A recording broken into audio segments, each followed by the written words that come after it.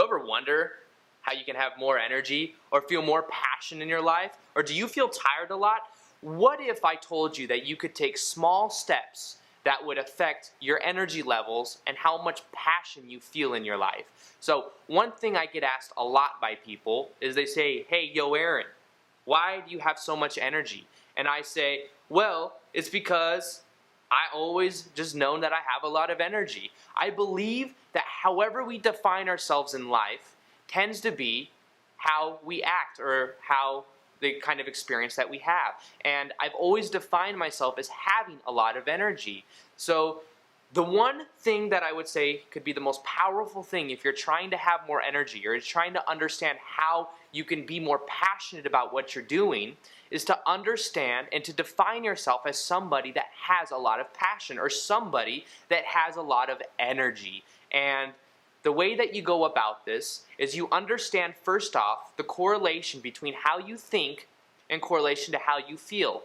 If you look at this, what you'll notice is when you think thoughts that are good, when you feel good about yourself, or you're thinking in terms with how you choose to feel or how you choose to be, you'll notice that you feel good. There's an intimate correlation between how we think to how we feel. And understanding that and understanding what a belief is a thought that we keep thinking. It's a thought that we think consistently and that we then begin to relate to. So we relate to whatever we're thinking about. So it's understanding how our thoughts create our emotions, and how if we do that repeatedly, we begin to ingrain it into our personality.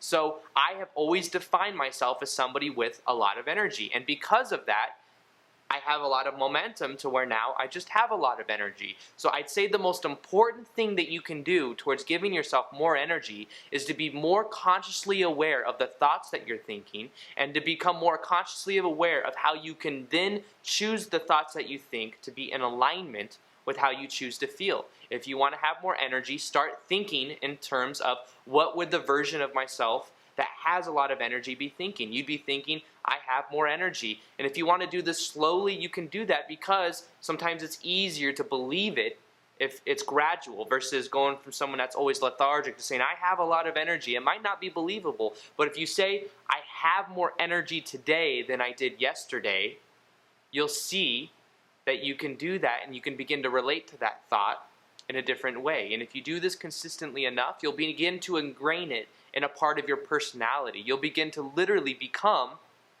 a different person, but it's not becoming not who you are, it's becoming more of who you are, because then having more passion, having more life and light is something that everyone wants. Everyone wants to grow, to experience more, and to feel passionate about what they're doing. So I would say, I encourage you to define yourself differently. Define yourself as somebody who has a lot of passion. And you can do this in any area of your life.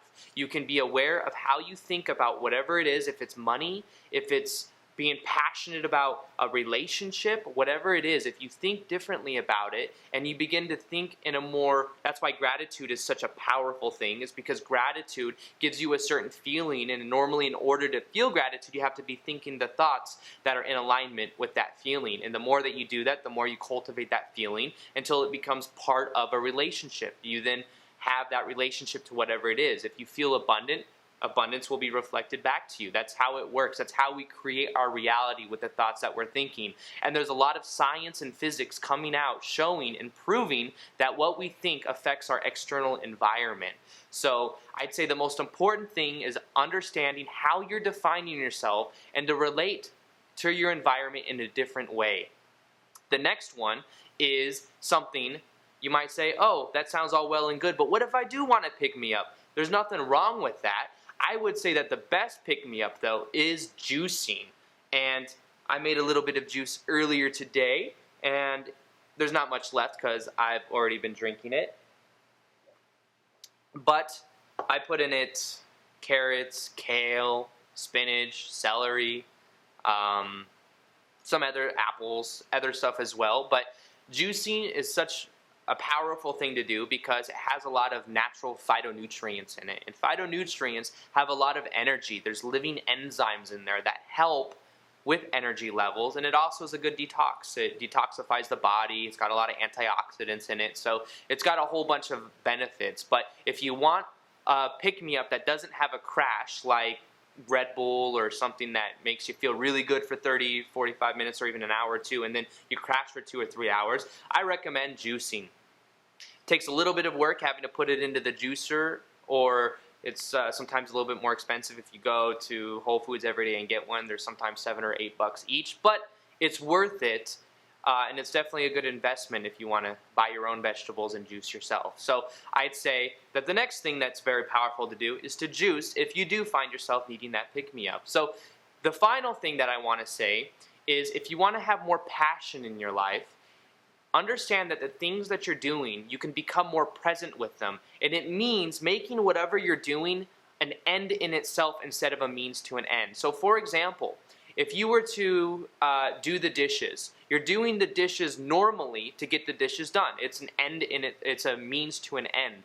But you would actually enjoy it more if you would make the act of doing the dishes an end in itself, meaning that you're aware, you're present while you're doing whatever you're doing. And I know it's a cheesy example, but it's an example that we can apply in our own life, because many people are doing jobs that they don't necessarily enjoy doing, or they find themselves doing things that they would be doing differently if they had a choice. So the most powerful way to get to a new state or get to a new place is towards feeling the energy now, feeling like you're already where you want to be and taking action in that direction. So the idea is, if you're at a job you don't prefer, be more present while you're there. Embody, be so present in what you're doing, making it an end in yourself, and you'll find yourself enjoying it more. And the irony is that as you enjoy it more, you begin to attract into your life more circumstances and more opportunities, because you're being more present with who you are and what you're doing. And there's more of a chance of somebody coming up to you and noticing how present and how in the moment you are and how passionate you are about what you're doing, that they might offer you a job. Or it could be a number of different things, but the idea is to make whatever you're doing in life an end in itself, and you'll find that you have more energy, you'll feel better about yourself, and you'll understand how your thoughts correlate to how you feel, and understand that you can redefine yourself towards being a different person or being more of who you prefer to be. So I hope you guys enjoyed this video today. Feel free to comment or like or subscribe below, and on the next video I shall see you. Have a great day.